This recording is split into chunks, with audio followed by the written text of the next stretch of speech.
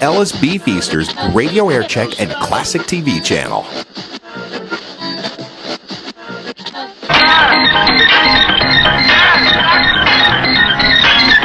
You're getting it right in the eardrum. This is WVON Cicero. It's 1 o'clock. Everybody can be great. Because everybody can serve. WVON, where everything's out for the news. Good afternoon, everyone. Clair Nelson reporting. Chicago. Shortly before noon today, a man entered the Prairie Avenue police station waving a pistol and firing wildly. Sergeant Lewis Jones was wounded by gunfire before returning the fire and shooting his assailant dead as the other officers opened fire. The dead gunman's identified as Frederick Williams of 2920 South State Street. Sergeant Jones was taken to Michael Reese Hospital. No immediate word on his condition. He suffered a wound to the right shoulder and a graze wound on the temple. No other injuries are reported. The station is at 300 East 29th Street. Chicago. A woman and her 16-year-old son were injured early today when fire swept their apartment at 7331 Perry. 25 other residents were driven from the two-story building but returned to their homes when the fire was extinguished. Fire damage limited to one apartment. Treated for burns and smoke inhalation, 51-year-old Mrs. Naomi Robinson and her son Clarence. Chicago. Police Superintendent James Conless has ordered 1 to 5 day suspensions for 6 Chicago policemen.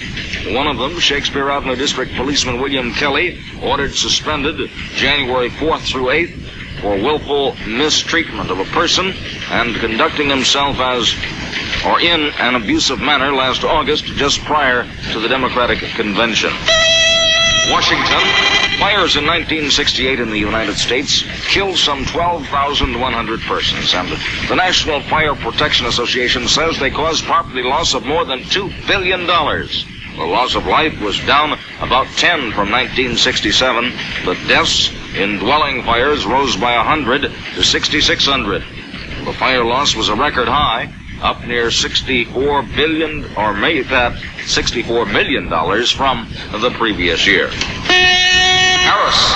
American and North Vietnamese negotiators in Paris met today for the first time in 2 weeks. Ambassador Vance talked with a Hanoi envoy in a Paris suburb. Hamburg. German supporters of Mao Zedong founded a communist party of their own. The party said it formed to fight what it called predatory U.S. imperialism. Tel Aviv. Light arms fire reported between Israeli and Egyptian forces on the Suez Canal. An Israeli spokesman said there were no casualties in the 30-minute exchange. Paris. The Soviet ambassador to France met for 45 minutes today with President de Gaulle on the Middle East crisis. Cairo. Egyptian authorities say the Greek gunman who forced an Athens-bound plane to fly to Cairo is in custody. The 97 passengers and 5 crew members have been provided accommodations. 7 Americans were aboard. Miami. Fidel Castro told the Havana crowd today that President-elect Nixon cannot intimidate Cuba. Castro said Nixon has spoken of Cuba in aggressive terms and had initiated economic aggression against the island during the Eisenhower years. Philadelphia. Well, after 66 years of service, 50 million customers, and innumerable dimes and nickels, the nation's first automat's closed. The Automat, a prime tourist attraction ever since it opened in Philadelphia in 1902, is a victim of today's computerized society. A company spokesman said the restaurant was inefficient, meeting the needs of the space age about as well as a Model T alongside the Apollo 8.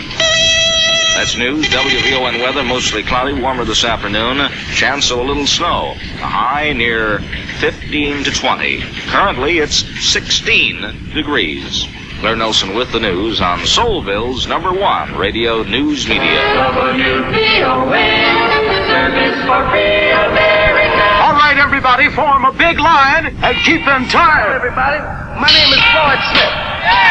I come from Chicago, Illinois, and up here we got a new dance, and it goes something like this. The